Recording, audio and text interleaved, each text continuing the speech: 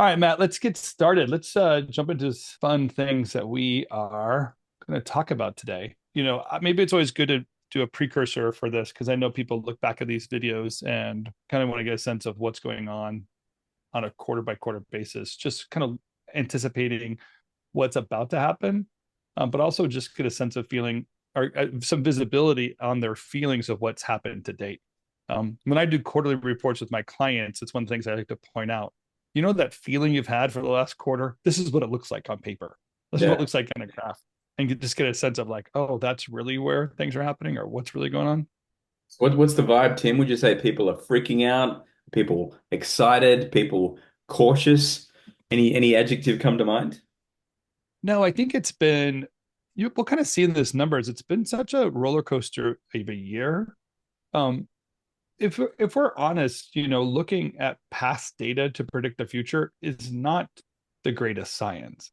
It just gives you some sense of um normality, I guess, like what was available and then what's happened this year in comparison to last year. And I think it's nice as an entrepreneur to get a sense of like where the ups are and where the downs are when you're trying to make certain business decisions, just to kind of lean into certain opportunities. But I think this year was just so unpredictable. That's the easiest way to explain it. If we reversed a lot of our weekly briefings up to date, I use terms like people ghosting or unpredictability is one of them. Indecision is kind of the latest one. And to just know that I really don't know what the other side is thinking. I don't really, a green light doesn't really mean an absolute green light. I'm starting tomorrow on a project. That unpredictable nature has really kind of left us in this up and down cycle. And for a lot of people, they're just balanced out. They're somewhere near zero, a little bit less, a little bit more, but not really a big gain in the year. So Hmm. um, that's probably like the overview of what I'm seeing and hearing as I do quarterly reports with clients. Oof. Well, Yeah. as the Chinese would say. Um, I mean, there's definitely a lot more work now than there was. It's different to last year. And last year, everyone was freaking out that there was no work, and I feel like there's a lot more work, and people want more for less, but they're commissioning stuff. Yeah. Again, if what happened really that offset this year in such a put us in such a bad shape is the Q4 last year was really painful. So as we walked into Q1 to already to have taken a hit at the end of the year, where usually that's a boost, and then go into a strange Q1 where it's usually silent, usually kind of quiet, but this one was unusually quiet because a client might tell you something, give you a green light, and this is the season of ghosting, where a client would say, "Yeah, you've been awarded the project," and then actually sit on that project for 3, 4 weeks, and so a lot of companies were burning capital, basically had a higher burn rate, but was expecting a project to come in at any moment, and then that indecision was leaving our clients with an upside down month or upside down quarter, more often than not, because they were waiting and waiting for those projects that are usually there or have been greenlight to show up, and they just didn't show up for too long of a time, 3 weeks, 4 weeks, sometimes up to 6 weeks on a project. Um so that's been Q1.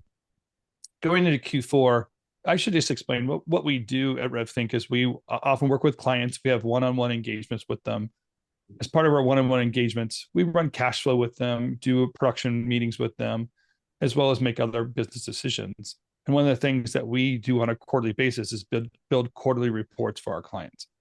Um, it also gives us an opportunity and visibility into a global trends that are happening, and other companies submit their financials to us, and we give them quarterly reports in return. So that's always available. I don't think we've said that in a while, but if Hmm. you were curious about how you compared what's going on and you would like a quarter report, write us an email, tell us what's going on, give us the financials, and we'll give you a quarterly report to show you what's going on. And that's how we collect the data. That kind of larger data set is what we're using to put this information in there. Inside of RevCommunity, we have over 700 studios and agencies now in the community. We're seeing trends worldwide, which is really, really amazing, and in all sectors. So one weird thing that happened early this year is that those, globally there was been some hits, and I haven't seen global hits since like the housing crisis or obviously COVID. So this invisible global trend that happened really has been focus of my attention for the last 6 or 7 months, just to try to figure out what is this global thing and where did it really shrink and why did it shrink. Hmm. Did you get any insight in Milan or were your trips to England about that?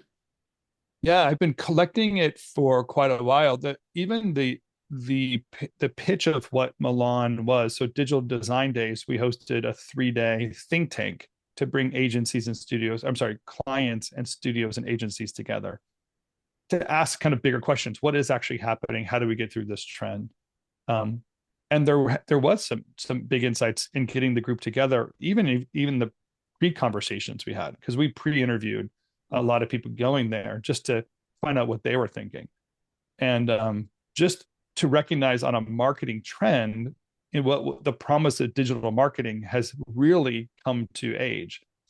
And it's not great. Digital marketing has created other um, behaviors. One of them being micro demographics. So you don't just do one large commercial during one large television event and hit a bunch of people. All this micro demographics and many channels and many platforms has left marketers really trying to figure out where to place their ads.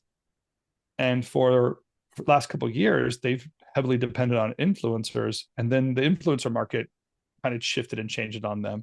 And then if you have budget cutbacks, you're going to cut back in that spending category, and that micro demographic requirement. All these small little deliverables still need to get done. So many of you have felt that. Many of you know that your clients are asking you for so much more for the same dollar amount because that client is in need of all those tiny little channels, all Hmm. the small little, it's not 18 to 35-year-olds anymore. It's 14 to 15-year-old in Asia, 17 to 21-year-old women who wear green shoes or whatever. Like there's like all these tiny little things that digital marketing can give you insights to. And the players have been trying to hit all those little targets. So we've really created this very cumbersome system. I think that's what the promise of AI is supposed to be doing, helping in this micro field. But I think we realize that that bubble really has kind of popped, and clients, marketers are all trying to figure out where are the next media buys, and that's been the slowdown and leading to indecision. It's funny that some of those same people who wanted all that data are probably quite risk averse people. And so they're flooded with all this information. And it's probably, a case of like, be careful what you ask for. Yeah, one of the speakers last week, I wrote about this in the RevCommunity, is this woman named Lindsay Slabby. She has a consultancy called Sunday Dinner, and she specifically consults with CMOs. And her presentation was giving us insight into what it's like in the life of a CMO. And one of the big insights is the software doesn't work. So the insights they're supposed to be getting from and data feeds they're supposed to be getting from other platforms, when they get it, it doesn't, it's cumbersome to get through. It doesn't really give them understanding of what their effort and return on effort is in certain categories. So the CMOs of these large firms, and she works with very large firms to Target, Taco Bell, Doritos, with that kind of like these big, gigantic brands, trying to just figure out like where's the big impact. And some CMOs are kind of dealing with that issue of like understanding where the impact would be. And honestly, they're still spending a lot on analog television because when they spend on analog, they can see the result. And if you try to please Wall Street, you got to do something to get a result. Even though 86% of all consumers, 86% of all consumers don't watch television. Hmm. There's still some of the largest spend there because that's the most measurable results. So it's a very odd moment, which is creating very odd behavior. And that's kind of the cycle we're seeing. And now it makes sense why globally it's a problem. That bubble kind of burst. Everyone's realizing we can't keep up with this. And the false economy, the inflated kind of dollars that we've seen since COVID kind of guarded us from some of that reality. And now it's being tested more and more. Yeah. Ricardo has just chimed in. He's talking about 3% GDP growth, and he's feeling optimistic but cautious. Anything else, Ricardo, you want to add in? Matt, Tim, hello, hello. Not really. just, that's Ricardo? just something that I keep I keep a pulse on, and it's always up and down. And of course, we have the caveat of U.S. elections coming up next Monday. But in general, things seem to be improving. The general economic climate seems to be getting better. So I'm fingers crossed. Yeah, I'll agree with you. I think that a lot of people are kind of seeing some stability kind of sneaking in, at least for in the last quarter. And like some of that behavior has worked itself out. At least some people have found some stable clients. Matt's accelerator we're kicking off, Rekindle, is about that. It's like these authentic relationships that we have given us some new reliability that that client will be there and keep spending with us.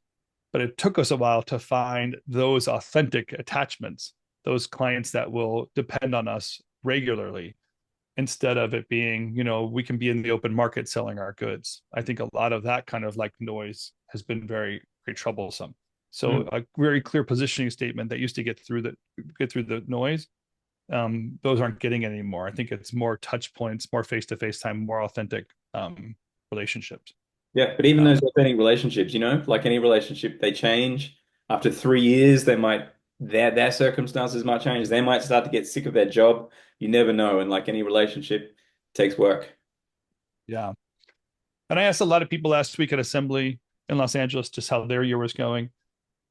The patterns seemed to match what I was expecting. 19 out of 20 people are kind of feeling this like up and down cycle, finding new clients, again, finding new stability. One out of every 20 is having these incredible years. They basically were the one there as a vendor, they have the client that stayed inside the marketing department. And then that person trying to get past their indecision basically just dumped a bunch of projects and cash onto their known vendor, and they're having 4 times 6 times growth in a year where other people are kind of like hit and miss. So that those authentic relationships only like become more important in those times where like if you find the right one, it can be a real big winner for you. Mm. But I feel like there's a little bit of luck, a little bit of skill in that, not directly. um you can necessarily program that into your sales pipeline. No way. Doug's got something. Doug? Hey, Doug. Yeah, hi. I just had a quick question, Tim, on that. Do you think that there's something specific in the people that you met at Assembly? Was there a differentiator between those that were successful? Is it because you were just talking about what I think is my personal point of view is customer service in an authentic way? All those paying attention to those touch points is key. I'm wondering if there's anything that you noticed that they were doing a little off center.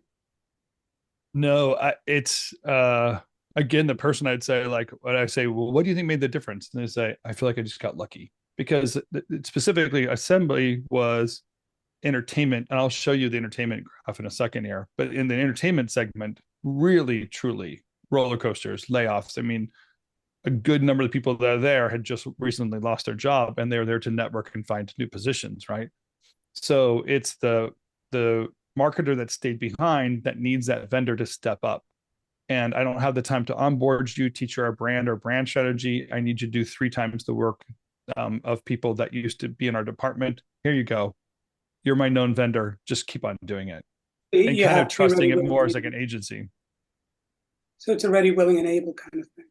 It was, yeah, and right time, right place, and right amount of And work. and right, a little spice of luck there. Yeah, spice of luck. Sounds Yeah. about right. Yeah. All right, I'm going to dive into the metrics here so you guys can see what I'm seeing here. As you know, I kind of just do the same thing every quarter just to give you some insights of what we're seeing, see if you guys are feeling the same way, and then give you some predictions. And this one, I have visibility past Q3 I want to share with you of what I'm seeing. So here's where Ricardo was saying, like, basically, generally speaking, everything's going up. It's not a major spike, but you can see this is bank account balances. So this should be cash on hand that companies had early in this year. This is that really horrible Q1 that we had. And the year slowly picked up. People have been accumulating cash and holding on to cash. This is really good. What's interesting is how much cash we've held on to. I'll point that out in a second, but we've been able to retain some of our earnings. and create a stable cash balance, which is really good news. What it means is that in a down cycle, like sometime like this right here, really we're able to hold on to cash, even get through it. And we had to dump it a couple of times probably to keep up with payments on things. But cash balances overall generally strong. Accounts receivable, on the other hand, has a little bit of a roller coaster. So AR matches project awards, right? Not gigantic peaks and valleys, and kind of realize that we're amortizing this across a lot of different segments, a lot of different companies. But look at specifically, like when you realize that, like look at this, this end of April kind of hit, or I said like end of March kind of hit through April. This was really quiet. Do you guys remember this? Everyone was scared at this moment. We had to do a special weekly briefing just about this. And then here was that weird summer slowdown. This means, by the way, if this is going down like this means all segments, all studios, right? Because I'm looking at a generalized view. So overall, the global trend was trending down this way. That's what's so interesting to me. Usually trends can balance itself out, but we were seeing a global trend that way. But since July, August, September, we've been feeling very good about things, and things are picking up. So these are project awards. We've been able to balance that stuff out, probably because all of you are smart RevThink followers and you have a cash flow sheet, and you'll be able to hold on to your cash and not have to dump it too much. So we're basically playing this roller coaster down by holding on to our cash. So our total asset trend only takes a little bit of a hit, because with cash on hand, a little bit of a hit, and then this growth we're feeling right now. So things feel very good right now, looking at going into Q4. I like that, and I could feel that. What did we do with this money that was coming in? Well, we paid off accounts payable, which is great. Basically, this means that we're keeping up with our freelancer payments, keeping up with vendor payments. We're not really putting ourselves in compromised situations where, we're stealing from Peter to pay Paul, or whatever that saying is. Like, we're not really kind of setting our things up that we need the next project to pay for the last project. If we can keep up with that, that's really great. This is nowhere near zero. It rarely gets super low. But you can also see here that when we took this AR hit, so this is project awards, we also took an AP hit. So this tells me that we're very much into a freelancer economy right now. We're not really burning people on staff. When we're slow, we slow things down too for the freelancers. That's the way it needs to be in this kind of up and down cycle. It's a good response and a good reaction to it. Hey, if we're going to feel up and down, we have to have some flexibilities, some of that like dynamic nature to our own cash flow. And I think because we were able to cut things back here, it allows for this long-term bank account balance to kind of keep trending up, right? We could hold on to what we gained. We didn't have to dump it all into a burn rate. Most likely, many of you felt like in this period here, you let go of your staff. This is where a lot of layoffs were happening. Got into a dynamic field, and we've been able to kind of like work the roller coaster up and down as we needed to. So that's all really good news. But check out this one. This is credit card debt. See how this is a flat line? So credit card debt is bad debt. So one thing we've been doing is holding on to our cash and not paying off our bad debt. To me, what this means is people are afraid. They're like, I'd rather pay minimum payments on a credit card and hold on to cash than get out of those higher interest rate payments. It's probably smart, especially because of the unpredictability of cash. It's really smart to kind of think that way. But realizing like this is kind of a behavior that we basically have a false bottom. We're like sitting on top of debt. So this can be credit cards, or this can be line of credits. This is stuff that's sitting there that we're really financing our company, our portion of our company in credit cards right now, and with not a lot of confidence to pay them off. Usually I'd want to say, and I would advise, and traditionally to say, like, if you're sitting on a bunch of cash, like we're doing right here with growth, let's get rid of that bad interest. But today I might be even telling my clients, no, let's just hold off. Let's spread out those payments over a few months instead of paying it off all right now, and see if we can't just kind of keep our foothold in the cash position, not increase. You can see it also didn't go up, but we also didn't pay it off. So that flat line is a reality.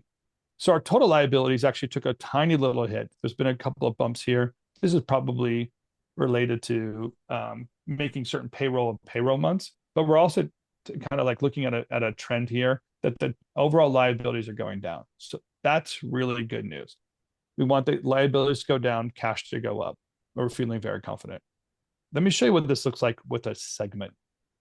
I just want to show you entertainment specifically. So the companies we're working with in the entertainment industry are feeling this. Look at that difference that they're feeling. So they're really took a hit here. They had a better Q. What would this be? May through August, Q2.5 to 3.5, kind of a hit. And then now it's kind of slowly teetering off. To me, if you're in the entertainment segment, you understand why this is happening. All of that, the buyouts and mergers, the layoffs that we're feeling, this is exactly following that trend right there. So we can see on the bank account side there that we've had to be more in the cash position. Good for you guys to keep that going. But this roller coaster that we're feeling right now is really taking its toll. There's a little bit of a lift right here at the end of Q3. So that's really great. So to me, like entertainment looks that way. I want to show you commercial space too first, so you can see that commercial space is kind of growing, but look at these. These are some of those big trends we saw also in commercials.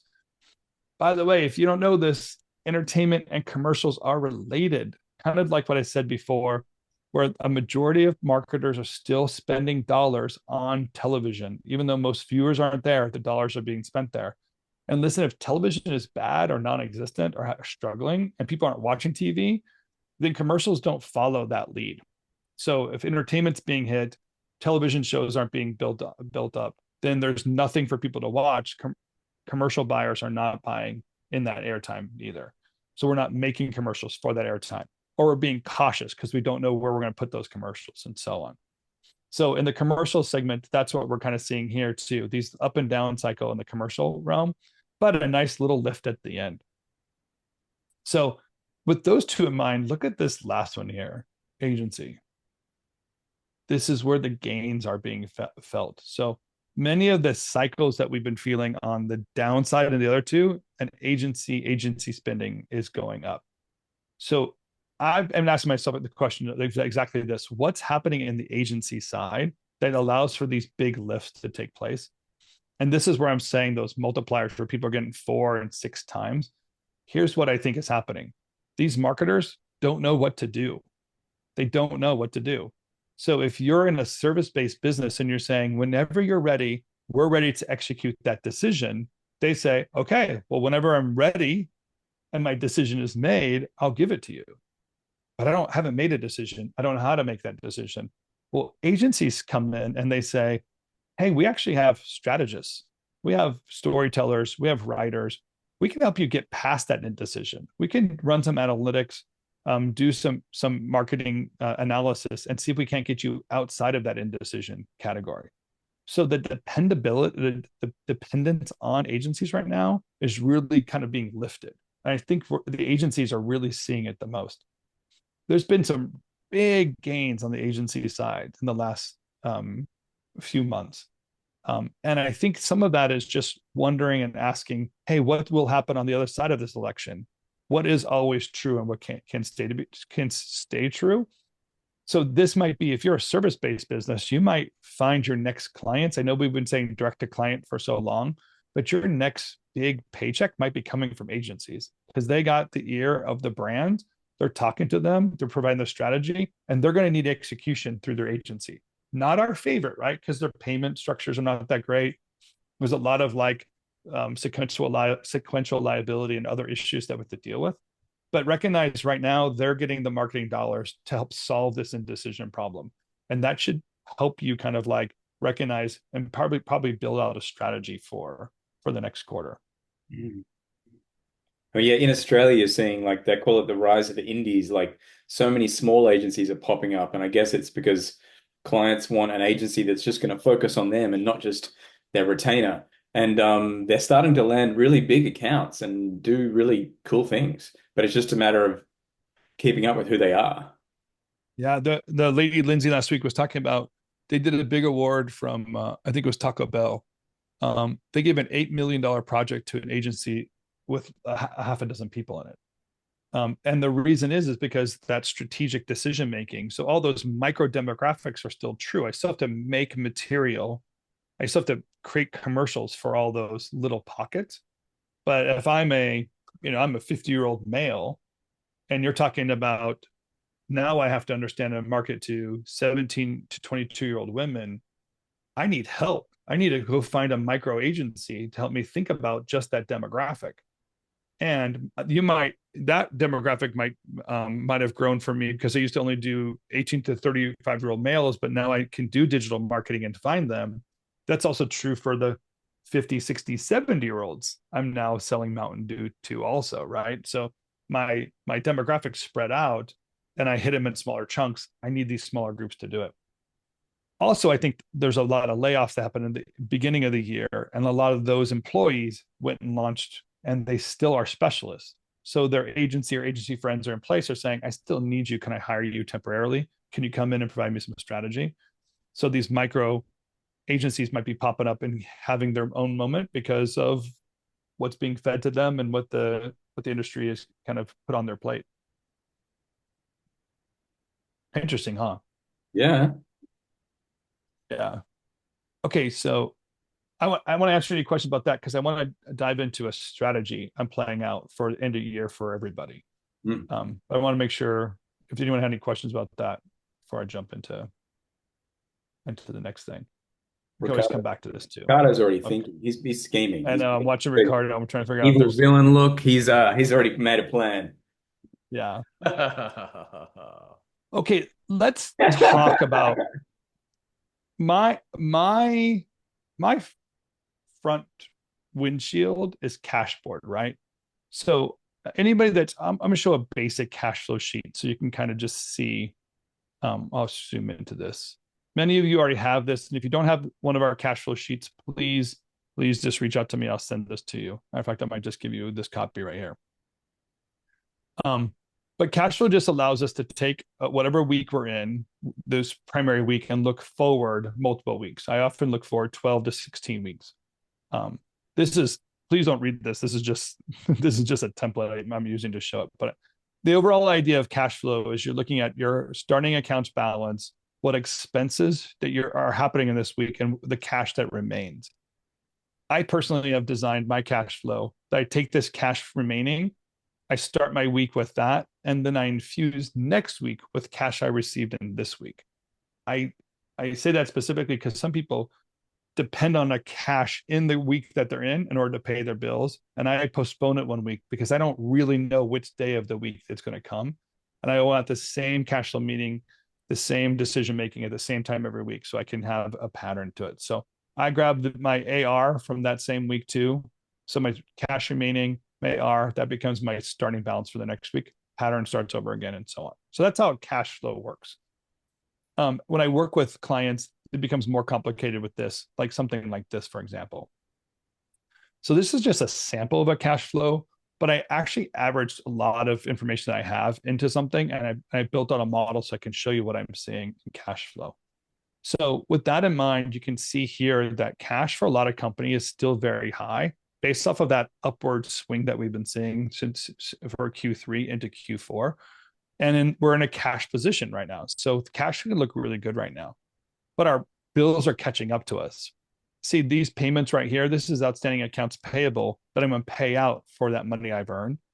And so my cash remaining has, is still very high, but on a week by week basis, what's not happening is the AR is not coming in here. So accounts receivable, again, attach accounts receivable to project awards or project deliverables. I can zoom in a little bit more too, if this helps. I guess stretches out a little bit. Is that helpful? More easy to see? Yeah, everyone's okay. On. Yeah, I just mentioned people on their laptop here. So yeah. What's happening now is we're in this like weird moment. Now, some of it, I think that the pause that we felt slightly over the last 3 weeks is just people saying like, I'm just going to wait till the election. Sure, I'll spend on the other side, no matter what I'm going to spend, but my strategy might change depending on the financial outlook or how people feel about the economy on the other end of it. So we have a slight pause. I don't know if everyone's feeling this, but it feels like for the last 3 or 4 weeks, there have been no new starts to projects for a lot of companies. So we're starting to feel that. Well, we're not really feeling it here on the accounts receivable because these are projects that have been awarded for a while. We're feeling it here where these are blank sells. There's nothing filling in long-term accounts receivable because there hasn't been project awards that be paid, 30, 60, 80 days from now. There's nothing to fill in there right now.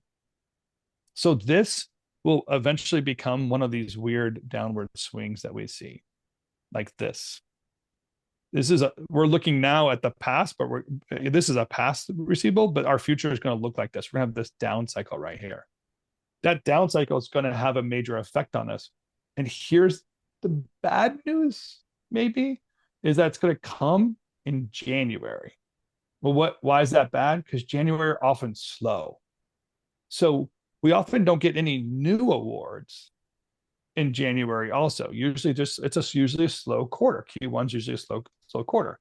So we're going to walk into a slow quarter kind of in a weird position without any new awards that usually happen at the end of the year. My hope is that that's not true, that we can fill some of this in. But a lot of companies are seeing a cash flow that looks like this. I feel good through Thanksgiving. Things are a little bit off. I can probably make it through Christmas. $120,000 off right now. I could still win a project today or a couple of projects today and fill in this blank or get really close to it. So a lot of companies feel very confident that we might be able to get through the end of the year. But then with the AR hit, we feel now like we're going to see something big. Like we're going to see a really big dip in January with no new cash coming in. And it's this cycle here. So I look at cash flow a lot. So I'm going to try to explain what I'm seeing here. But when you look at this 100, this 100, this 98, this is kind of a flat line. There's not a lot of difference between that line. When it gets up to 120, 130, that's the next 3 weeks. You basically just stepped up a little bit here. And then after that, we get the next kind of big hit where we're basically at 160, 180, and then it's to 250, realizing that this is twice this right here. So this is a big hurt for us right now. This is very, very challenging. So cash flow is what we're going to have to do a lot. In the sheets that I have, I can fill in new projects by just turning these yeses on here and saying, like, let's say we won all the projects. Would that help us? Yeah, the projects we have in our sales pipeline might help us. But look, it still doesn't take care of, like, it gets us halfway there. And I need to get all the way there. So where I'm really looking at here is like a deficit of about, we're underwater, and a deficit as low as like $50,000 or $60,000 in sales that I might need for some clients, to like some of them up to $100,000 in sales in the same sales cycle. So I know I'm looking at a certain scale or a certain model of business that gets to like a big piece of it. But I think that what we're looking at for most part is some kind of growth strategy or growth term that we're going to need to lean into and understand where our project's going to come from or pull back on cash. So this is my prediction right here, that I think we're going to see a slow January in accounts receivable and a traditional January where awards are going to be slow and we're going to be feeling it. Right now, we're sitting on cash. Right now, cash is good. It's in your bank account. You need to start managing cash flow and managing it in such a way that you're almost acting like it's a slow time, and slow down on hiring those freelancers. Slow down on jumping into projects too soon before you get paid on it. Make sure that you're matching your accounts payable to your accounts receivable as closely as possible on a week-by-week basis. And I talk about cash flow a lot, so I know that's a lot. So you can always replay this video. But I also 100%, as clear as possible, saying, like, I'd be happy to jump on anybody, half-hour call with anybody and discuss cash flow with them. I'll give you a cash flow report. I'll review it with you. I want you to be very, very strong going into January. So for the rest of my year, I expect to do a lot of cash flow meetings and help you in any way possible, because I think this is a reality, and I want us to stay very, very strong as a community. Doug's got a question. Yeah, just a quick thing, harkening back to what you were talking about earlier about the credit card and liabilities. This forecasting is great, the ability to see into the future based upon expected receivables and projects getting greenlit. But wouldn't it speak to the need to pay down that debt as well? Because debt can be a stranglehold. Yeah, you're right. So if I wasn't in here's what we're trying to manage with debt and debt payments. So good question, Doug. I could into some debt is available like cash. So I can have like a line of credit or a credit card. And when I pay off that $5,000 and my balance is zero, I can put another $5,000 on that credit card. Right. So I can always kind of keep my balance no higher than X dollars on a month by month basis. That's good news. That it stays in a cash position and might reduce my interest. In reality, though, if I'm spending money on my credit card, that's the same money cannot be spent on, let's say, accounts payable. So what happens is, as you pointed out, like that debt can kind of creep up on you. It could be 5,000, 6,000, 8,000, 10,000, because slowly I'm paying off my accounts payable and not paying off my credit card, and it slowly builds up and builds up, and then all of a sudden, that debt's not available to me anymore. I've maxed out my credit card. I can't add anything more to it, and I might have my software running across that. So now all of a sudden, I need to go find a $3,000 somewhere to pay off the credit card so that software bill can be put on it next month and not shut down my Adobe license. So that is a possible. Short term and long term debt are different things, and they're amortized differently. Yes. They're grouped and marked differently. But I was just curious because, just like you said, you can't run without that license, and Yes. can't run without certain people. So if you get but here's the good news. If I'm in cash, I have a cash position, I could always make that credit card payment. So one thing I like to say is like, I want to build up that cash reserve first so that because I control my cash reserve, right? A line of credit a bank could say, you had a line of credit, I'm going to take off $25,000 available to you. And if you made that $25,000 payment and they wipe that out or reduce your line of credit, you can be without $25,000 in capital.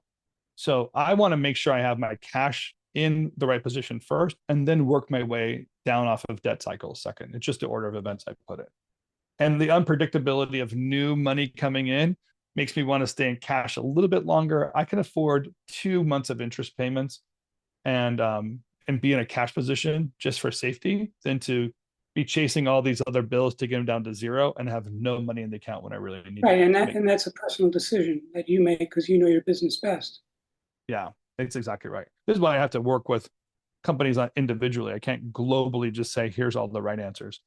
And why I'd be happy to jump on a call with anybody, because I think that some people I might be able to say, this is the time to cut off some of that debt.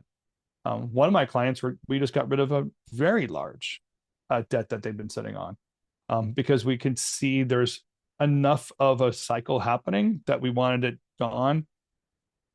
For that and for tax reasons, we're kind of looking at tax planning as things are happening as well. It's a lot. This is where people, I think, that's 40 minutes of talking about numbers, Matt. Well, give you something to chew on. Yeah.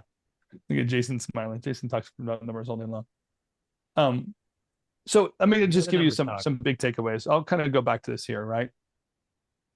What we're seeing right now is a nice upswing. We have an opportunity with the upswing, and we're sitting on cash, most of us, in a really great way.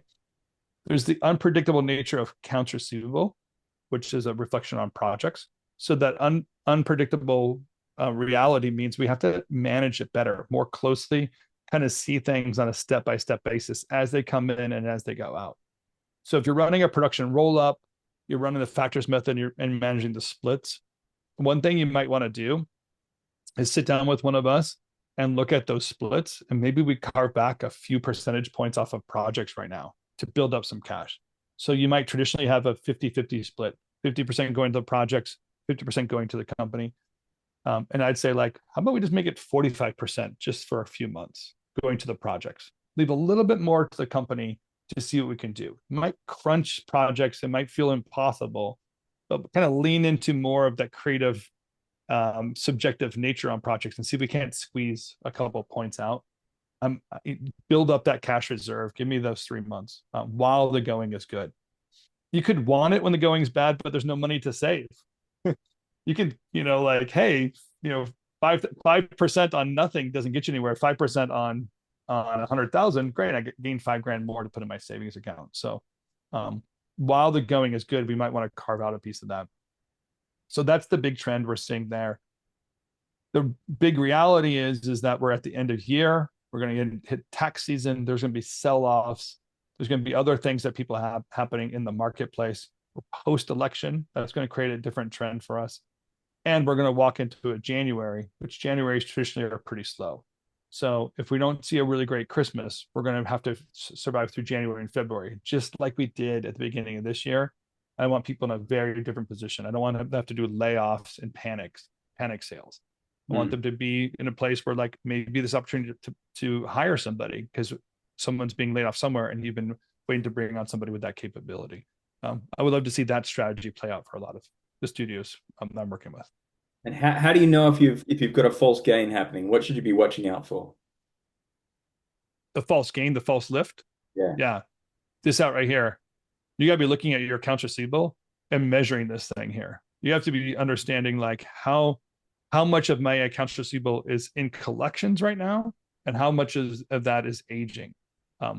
One thing that you'll see here is like, I should point out, like, it's really common to have like this project here. This project is, by the way, these are all Simpsons projects. So everyone's trying to figure out what these things are. I just chose the Simpsons.